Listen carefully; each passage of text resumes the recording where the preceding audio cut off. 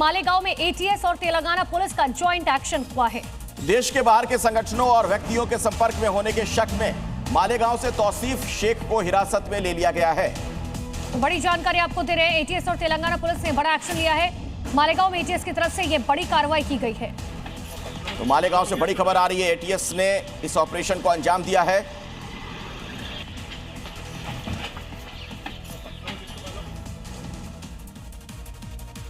तेल और घी से तो आपने अनगिनत दिए जलते हुए देखे होंगे, लेकिन इस बार मामला कुछ अलग है। यूपी के गोंडा में स्वदेशी मेले में एक अनोखा दिया बिक रहा है, जिसे जलाने के लिए ना तो तेल की जरूरत है और ना ही घी, जो लोगों को काफी आकर्षित कर रहा है। और ये दिए सबसे ज्यादा चर्चा में इसलिए है क्योंकि ये पानी से जलने वाला दीपक है। देखने में आम दिए जैसा, लेकिन काम में बिल्कुल खास। देखिए, इन दियों में जैसे ही पानी डाल दिया जाता है, कुछ ही सेकंड में बाती जल उठती है। न तेल की जरूरत न घी, फिर भी दीपक रोशनी बिखेर देता है। दुकानदार के मुताबिक ये पूरी तरह स्वदेशी है।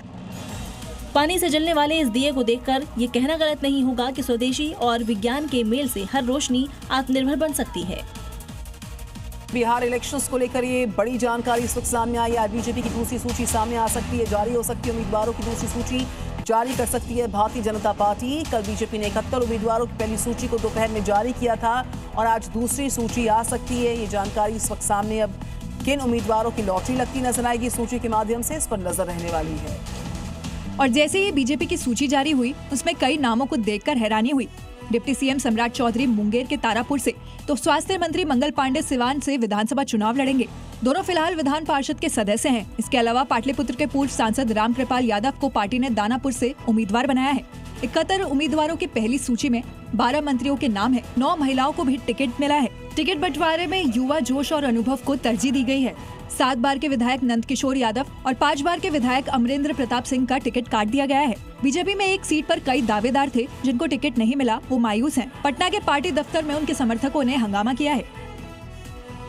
बड़ी खबर बिहार विधानसभा चुनाव पर ही आ रही है। महागठबंधन सीट का ऐलान आज संभव है। सीट बंटवारे का जो फॉर्मूला उलझा हुआ था, वो अब करीब करीब तय नजर आ रहा है। सूत्र तस्दीक कर रहे हैं, महागठबंधन संयुक्त रूप से सीट्स का ऐलान कर सकता है। ये बहुत बड़ी खबर है। बिहार विधानसभा चुनावों पर महागठबंधन में सीट्स का ऐलान आज संभव है। और आपस में सीटों पर सहमति बनाने के लिए महागठबंधन में दिल्ली से पटना तक मंथन का दौर जारी है। लेकिन इसके बाद भी सीट बंटवारे का फाइनल फॉर्मूला क्या होगा, ये कोई नहीं बता पा रहा है। बताया जा रहा है कि महागठबंधन में सीटों की संख्या पर बात बन रही है, तो पसंद की सीट पर बिगड़ जा रही है। कांग्रेस आरजेडी के बीच खेलगांव, नरकटियागंज, वारसलीगंज, चैनपुर और बछवाड़ा पर पेंच फंसा हुआ है। बीच में मुकेश सहनी की नाराजगी की खबर आई थी, लेकिन अब वो कह रहे हैं कि जल्द ही सब ठीक हो जाएगा। सीट बटेगी या टूटेगा महागठबंधन, ये सवाल इसलिए उठ रहे हैं क्योंकि घोषणा में देरी हो रही है। आईपीएस वाई पूर्ण सिंह कुमार मामले में बड़ी जानकारी है। पोस्टमार्टम के लिए कोर्ट पहुंची पुलिस। इस बीच जिला अदालत में चंडीगढ़ पुलिस की अर्जी जो है आईपीएस की पत्नी करें, शव की पहचान कहा गया।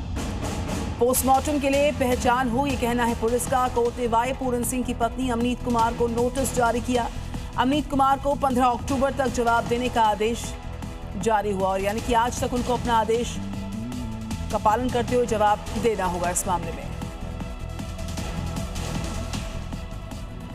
संभल में एक बार फिर से अवैध अतिक्रमण पर बुलडोजर एक्शन हुआ, और इस बार प्रशासन ने सरकारी जमीन पर बनी अवैध मस्जिद को जमींदोज किया। और ये मस्जिद श्री कल्की धाम मंदिर से सटी हुई थी। बुलडोजर एक्शन के दौरान 2 थानों की पुलिस तैनात रही मौके पर, ताकि कोई बवाल ना हो सके। पुलिस फोर्स की मौजूदगी में प्रशासन का बुलडोजर पहुंचा और सरकारी जमीन पर बनी अवैध मस्जिद को ध्वस्त कर दिया। आप तस्वीरों में इस मंजर को देख सकते हैं, जब योगी का बुलडोजर अवैध मस्जिद को जमींदोज कर रहा है। बुलडोजर का पीला पंजा एक एक दीवार को मिट्टी में मिला रहा है। मस्जिद गिराने की कार्रवाई करीब 1 घंटे तक चली। आपको बता दें कि मस्जिद का निर्माण सार्वजनिक पार्क की जमीन पर था। तहसीलदार ने 20 दिन पहले बेदखली का आदेश जारी किया था। इस मस्जिद का निर्माण 262 वर्ग मीटर जमीन पर कब्जा करके किया गया था।